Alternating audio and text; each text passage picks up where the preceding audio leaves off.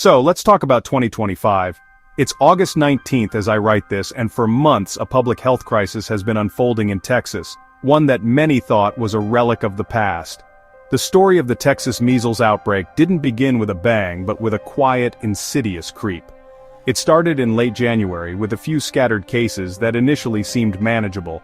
But measles is incredibly contagious, and in a population with pockets of low immunity, a few can become a lot with terrifying speed. By February, the situation had escalated dramatically, particularly in West Texas. It was then that we heard the tragic news of the first fatality, a 6-year-old girl in Lubbock. A stark reminder that this wasn't just a statistic, it was a life-altering event for families and communities. It was a heartbreaking moment that underscored the real human cost of this resurgent virus. As winter turned to spring, the numbers continued their relentless climb. What started in one region began to seed new clusters of infection across the state. By April, the outbreak was making national headlines, and the conversation shifted. This is when we heard from national figures like HHS Secretary Robert F. Kennedy Jr., whose public statements encouraging vaccination highlighted the gravity of the situation.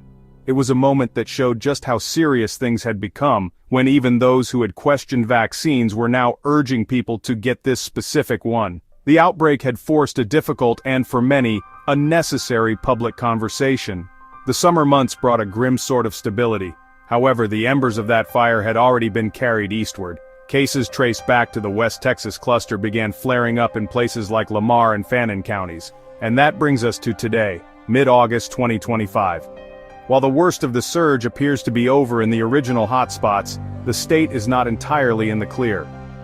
This long tail of the outbreak serves as a persistent reminder that the fight isn't over. When we try to understand the scale of a public health crisis, we often have to turn to the numbers. And the numbers for the 2025 Texas measles outbreak are, to put it mildly, staggering. As of August 12th, state officials have confirmed a total of 762 measles cases right here in Texas.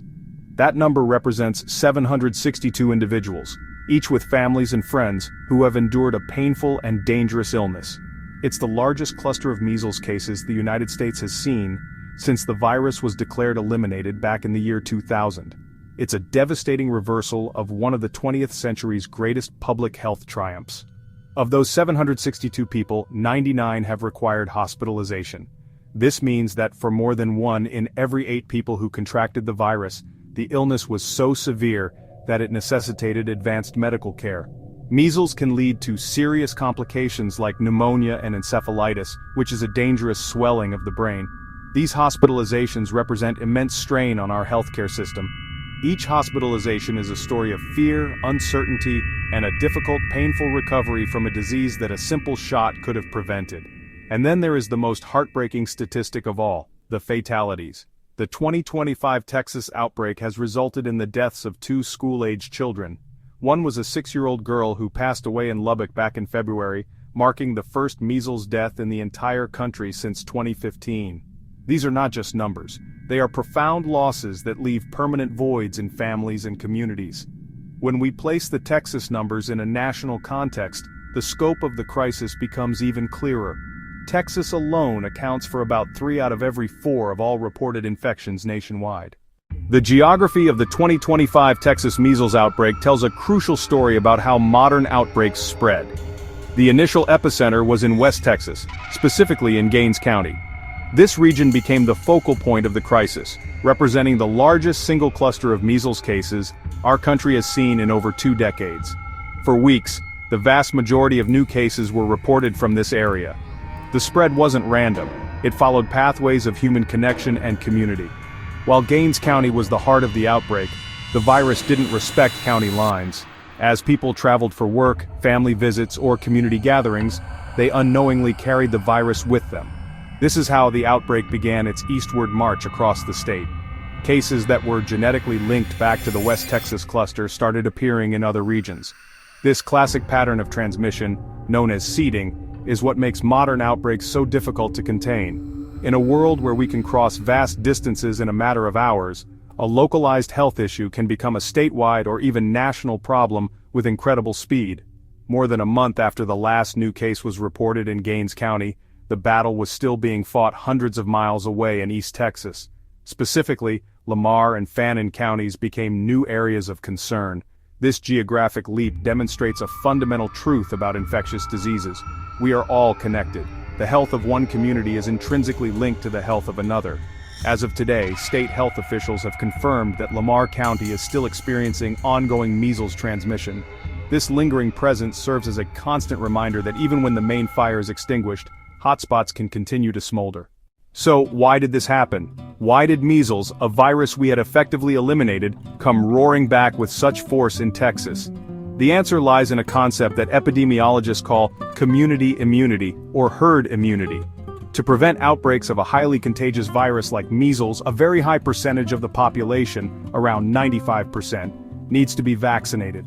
This creates a protective wall that stops the virus in its tracks. This safeguards not only those who are vaccinated but also the most vulnerable among us, infants too young to be vaccinated and people with compromised immune systems. When vaccination rates fall below that critical threshold, it's like leaving gaps in the wall, creating a tinderbox just waiting for a spark. That spark found its tinderbox in Gaines County, Texas. This area has one of the highest rates of vaccine opt-outs for children in the entire state, with nearly 14% of children having a non-medical exemption from school-required immunizations. Such a high concentration of unvaccinated individuals created the perfect environment for measles to thrive. When the virus was introduced, it found a large, susceptible population where it could spread rapidly. The outbreak was particularly concentrated within the Mennonite community in the region. This community is known to have historically lower vaccination rates, often due to deeply held personal beliefs, cultural isolation, and sometimes a lack of access to mainstream healthcare. It is crucial to approach this fact with empathy and understanding rather than blame. Public health officials have long known that building trust and providing culturally competent education is key to reaching under-vaccinated communities. This is a story about choices and consequences. The choice to forego vaccination has profound consequences not just for the individual or their family but for the entire community. When enough people make that choice, the collective defense system breaks down. While the headlines have rightly focused on the crisis in Texas, it's essential to understand that this outbreak is part of a larger, more troubling national trend. According to the CDC, 1,356 confirmed measles cases have been reported from 41 jurisdictions across the United States. This represents the highest number of cases the country has seen in nearly 30 years. It's a clear signal that the protective shield of immunity is weakening not just in one state but across the nation. The scale of the Texas outbreak truly sets it apart. Of those cases nationwide, 762, or about 3 out of every 4, were reported from Texas, making it the undisputed epicenter of the national crisis. This national resurgence is directly linked to declining childhood vaccination rates. The CDC has provided data that tells a clear story of this erosion of protection. During the 2019 to 2020 school year, the national vaccination rate for kindergartners was 95.2%. However, by 2023 to 2024, that rate had dropped to 92.7%. While that might not sound like a huge decrease, it represents hundreds of thousands of children across the country starting school without full protection, creating countless vulnerabilities for a virus like measles to exploit. In April 2025, Health and Human Services Secretary Robert F. Kennedy Jr., who has a well-documented history of vaccine skepticism, publicly urged Americans to get the measles vaccine, stating, "We encourage people to get the measles vaccine." However, this encouragement came with a caveat: the government should not be mandating those. This dual message highlights the ongoing tension between public health recommendations and the principle of individual liberty. The outbreak serves as a wake-up call, not just for Texans, but for the entire country, about the urgent need to restore and maintain the high vaccination rates that keep these dangerous diseases at bay. As we take stock of the devastating impact of the 2025 Texas measles outbreak, the primary lesson is both simple and profound. Vaccination is a cornerstone of modern public health, and its importance cannot be overstated. This crisis was not the result of a new, unstoppable supervirus. It was caused by an old, well-understood, and most importantly, vaccine-preventable disease. The MMR vaccine is a safe and remarkably effective tool that has saved millions of lives globally. The path to preventing future outbreaks is not a mystery.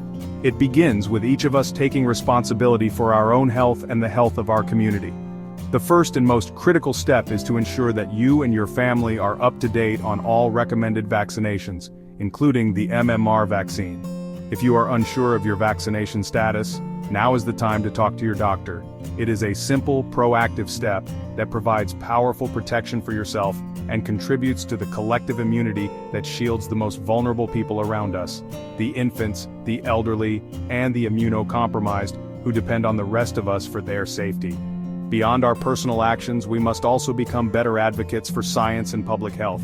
This means actively seeking out and sharing credible information from trusted sources, and countering false narratives about vaccine safety with facts and evidence. We can support public health initiatives in our communities and encourage our leaders to enact policies that make it easier for everyone to access vaccines. This includes ensuring that vaccines are affordable and that parents have the information they need to make informed decisions. Ultimately, the story of the 2025 Texas measles outbreak is a warning. It shows how quickly hard-won progress can be undone and how interconnected our health truly is. Preventing the next outbreak requires a renewed commitment to the social contract of vaccination. By taking these steps together, we can rebuild our wall of immunity and ensure that preventable tragedies like this one become, once again, a distant memory.